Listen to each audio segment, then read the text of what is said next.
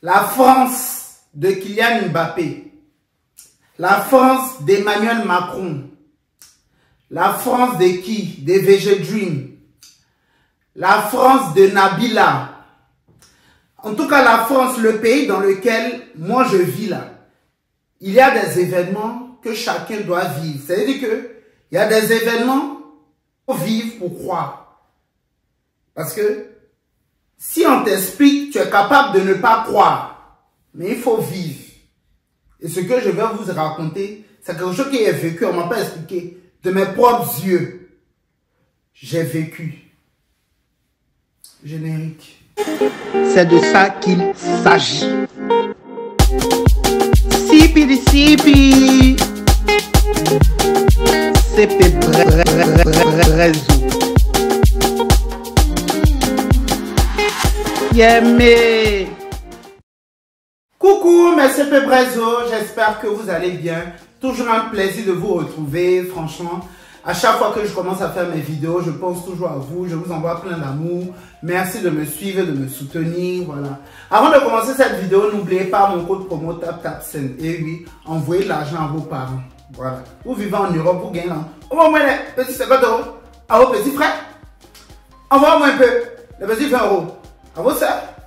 Les petits 5 € à vos mamans. À vos grands-parents. Ils ont besoin de ça, c'est normal. Oui, c'est normal. Mais de temps en temps, les aider. Parce que même si tu as mis ces choses sur toi, tu vas dire, ah, tiens, mets ça sur toi. Puis t'as pas oublié pour lui. Enfin, vous voyez d'abord, il y avait une vieille mère qui parlait comme ça à ma couille. Mais il te dit, mon petit. Il te dit, elle bégayait un peu. Puis elle est choc. Il te dit, mon petit, tu prends, tu lui donnes. Elle est là, elle t'attend. Elle va te dire quoi? C'est à moi, elle te dit. C'est à moi, elle te dit. En tout cas, big up à toi, la vieille mère. Donc, mon code promo TapTapSend, l'excès. Envoyez de l'argent à vos familles avec TapTapSend. TapTapSend, c'est une application d'envoi d'argent.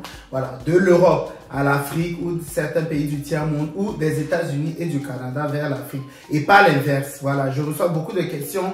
Ouais, nous qui sommes au Cameroun, est-ce qu'on peut envoyer en France? Non, c'est vraiment de la diaspora qui est présente en Europe, au Canada ou aux États-Unis qui envoie en Afrique et tout. Et puis avec mon code promo, vous gagnez 5 € si vous envoyez l'argent des pays européens ou 10 $ si vous envoyez l'argent du Canada ou des États-Unis.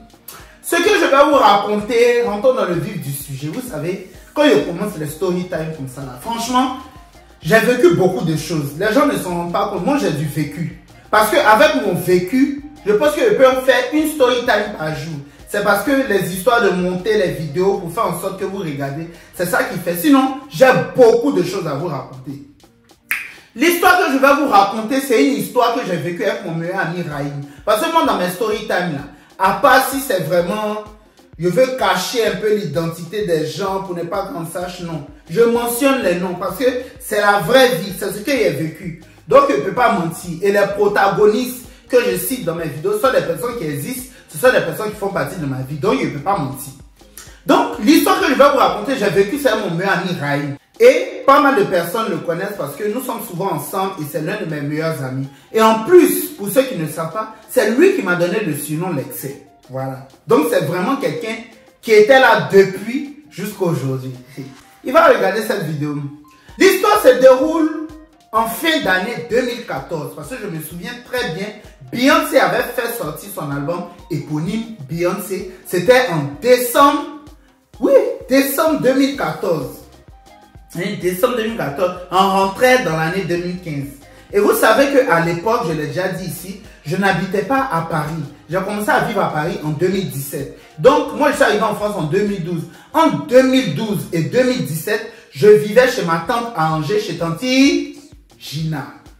Tout le monde sait, tout le monde est au courant, c'est bon. Sauf que chaque vacances, je venais à Paris pour les vacances de printemps, de Noël. Ça, vous êtes au courant. Je l'ai raconté dans ma story time avec tonton Olivier où j'ai parlé de mon mensonge. Ça, tout le monde sait. Donc, en Noël, oui, pendant les fêtes de fin d'année 2014, je me rappelle avec Raïm, nous sommes venus à Paris. À chaque vacances, c'était le moment de se revoir sur Paris parce qu'on n'habitait pas tous dans la même ville. Raïm, lui, il était à Clermont-Ferrand. Moi, j'étais à Angers. Donc, souvent, il venait à Angers, moi je partais à Clermont-Ferrand, ou bien, soit on se retrouvait sur Paris. Et sachez que quand on venait sur Paris, là, vous voyez l'émerveillement de la capitale, vous voyez un peu, nous qui avons grandi à Abidjan. Quand les gens de l'intérieur du pays venaient à Abidjan, leur émerveillement, c'est-à-dire, il y a des choses qu'ils découvrent, il y a des choses qu'ils n'ont jamais vues. Enfin, il ne dit pas qu'on était gaou, mais voilà, sur Paris, franchement, on se retrouvait. Parce que Paris, c'est la capitale. Paris, on avait l'enjaillement qu'on avait à Abidjan, c'est-à-dire le côté où on pouvait voir nos amis, on pouvait aller dans les boîtes de nuit africaines. Ça, on ne trouvait pas ça à Clermont, on ne trouvait pas ça à Angers. D'ailleurs, même on avait des boîtes à faux, de fausses boîtes, mais où on s'amusait quand même dans nos villes respectives. Mais Paris, c'était vraiment le centre de l'enjaillement. Donc, à chaque fois qu'on venait à Paris, on était toujours content. On savait que, voilà, il y avait les soirées, il y avait les trucs et tout ça. Bref. Donc, on vient passer les fêtes de fin d'année à Paris. Et Raïm, lui, il est un peu comme moi. Il a pas mal, enfin, il a de la famille en France, notamment à Paris. Donc, il a des cousins, des oncles, des tantes qui vivent à Paris. D'ailleurs, j'en profite pour faire un big up à toutes ces tatas qui me connaissent même d'ailleurs, qui suivent mes vidéos et qui me connaissent très bien dans sa famille. C'est-à-dire que, voilà, je pense à Tanti Gnognon, Tata Matou, Tanti Béa, Tanti Jata, Tanti Fanta, Tanti Sita, enfin bref, il n'y a pas cité toutes ces tatas ici, Tonton Santeri, Tonton Sinali, enfin bref. Donc, il avait pas mal de la famille ici. Donc, à chaque fois, quand on venait et tout à Paris, voilà. Soit moi, je partais avec lui, l'accompagner, voir ses tatas, ses tontons, ses cousins. Lui aussi, pareil, il connaît très bien tonton Olivier. Enfin, bref. Nos parents se connaissent, nos familles se connaissent et tout ça. Donc, décembre, voilà. Le 31 décembre, je me rappelle très bien, 31 décembre 2014, on n'avait pas de plan. On est venu passer les fêtes de fin d'année à Paris, mais on ne savait pas quoi faire. On avait quelques petits programmes ici et là, d'amis qui faisaient un chill ici, de trucs. Parce que nous, pour le nouvel an, en tout cas, on n'aime pas sortir, on n'aime pas aller en boîte. C'est-à-dire le 31 décembre, on préfère faire une fête à la maison, mais faire un truc entre nous, que de sortir, aller en boîte, à part si c'est le 1er janvier. Donc, on était là, on réfléchissait. Donc, il y a Raïm, qu'est-ce qu'on va faire pour le 31 décembre et tout? Raïm me dit que, il y a une de ces tatas, Tata Sita, qui fait un repas chez elle et tout ça. Il y aura à manger, il y aura ses autres oncles et tout. Voilà, il y aura un peu de musique. Donc, ce qu'on va faire, on s'en va chez la tata, on mange. Et puis, quand on finit de manger, nous, après, si on veut, on s'en va dans notre dégagement. Dès qu'on se souhaite bonne année et tout, on s'en va dans notre dégagement. Il a dit, ok, il n'y a pas de problème. Le programme me correspond et tout. Sauf que, le 31 décembre 2014, on n'est pas vite sorti de la maison. Déjà, on était dans un appartement à République chez un de nos amis. L'appartement là, je ne sais pas si elle dit c'est 10 mètres carrés ou un petit appartement. Mais dans le petit appartement, on pouvait dormir à 5-6 dedans. Avec Gigi, Cheko, Erico et tout. Enfin bref. Donc, le jour, on n'est pas vite sorti, on allait se promener avec nos amis dans la journée à Paris et tout ça. Donc, on est rentré vers 18h-19h, le temps de s'habiller pour partir. Et sachez que à Paris, la nuit du 31 décembre au 1er, tous les transports en commun sont gratuits. C'est-à-dire que, voilà, RER, au métro, au bus, tout est gratuit le 31 décembre à Paris. Donc, tu peux te promener comme tu veux. Et la tante de Raïm, la tante chez qui on devait aller manger là, elle était dans une banlieue, elle était loin. Je ne sais pas si c'est à Clichy-sous-Bois et tout ça. En tout cas, elle était un peu éloignée. Donc, on devait prendre le métro, plus le RER, plus le bus pour aller chez la tata, pour aller manger. Donc, parcours du combattant en fait. Un périple sans nom.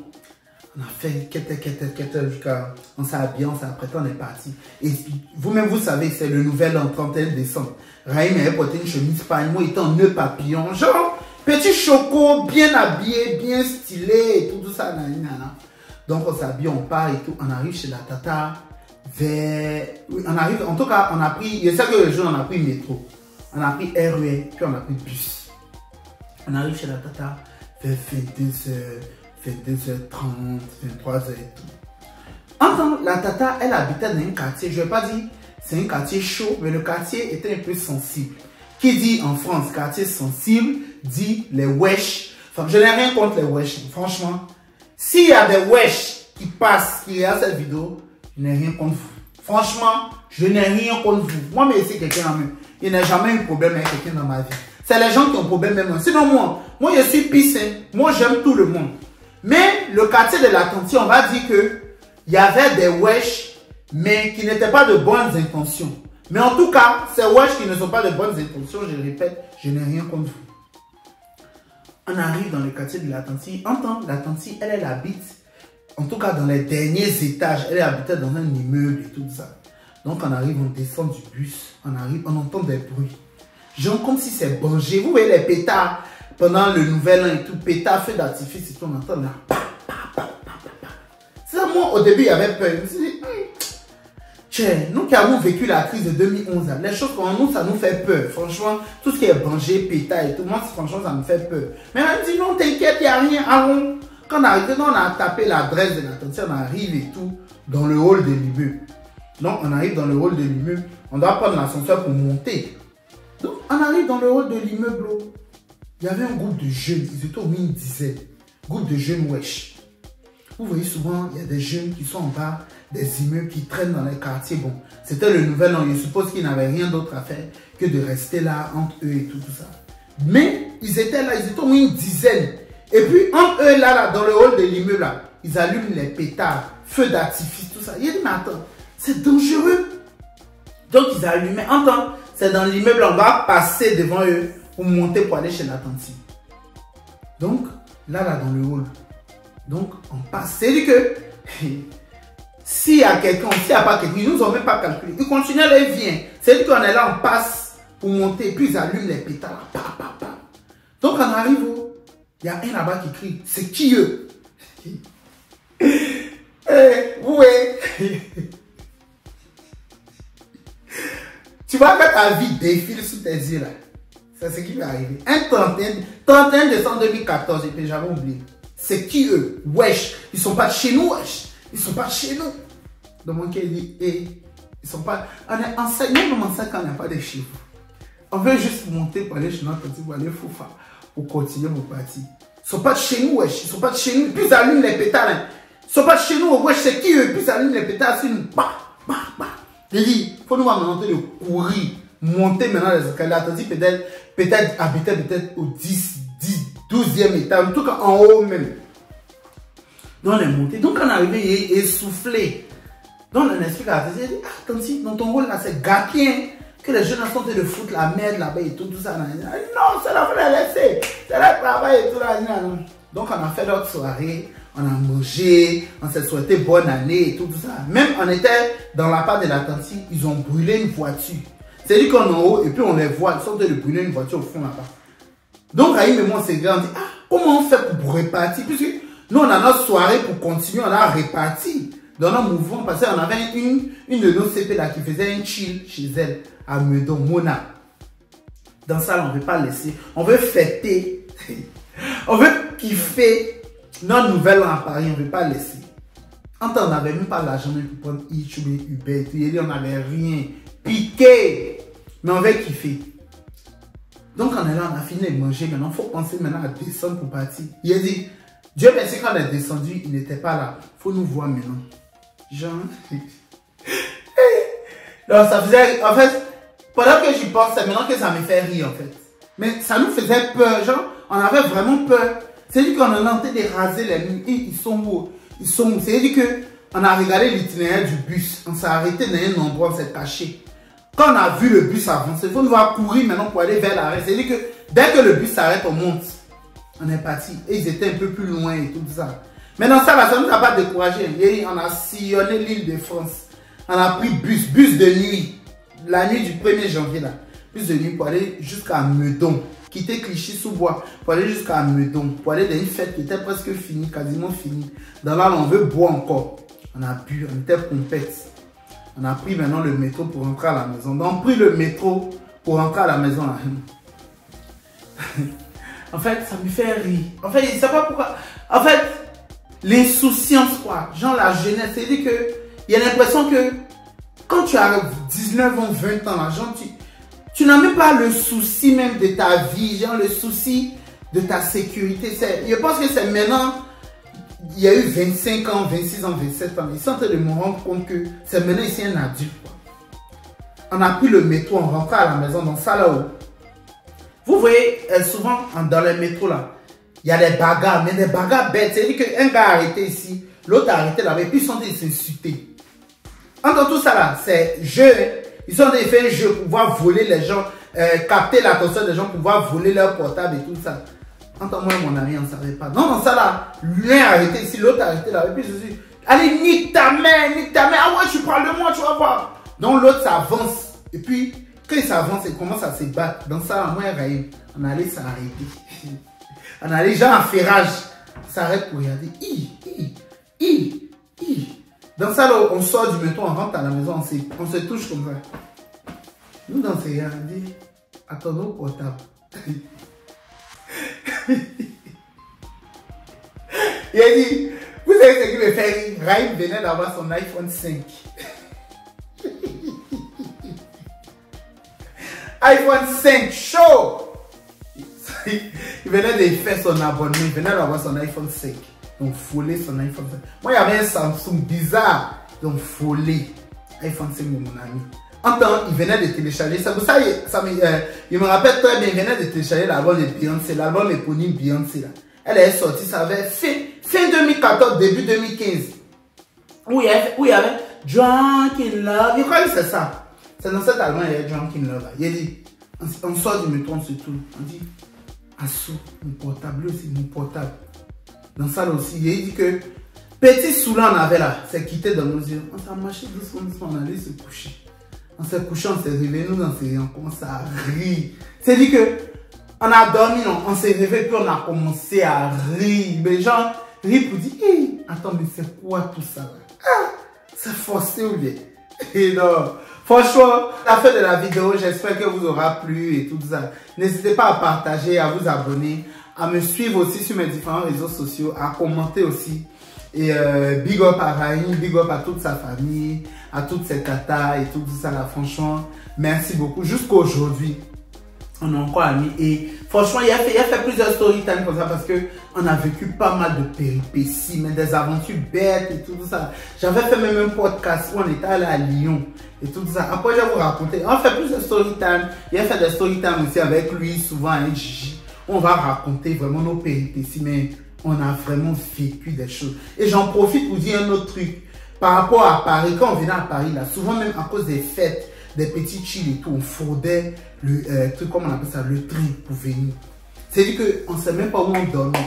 Tout ça, là, il a fait des stories. En tout cas, merci beaucoup d'avoir suivi la vidéo. Et puis, on s'attend pour une autre vidéo. Bisous, bisous. Ciao.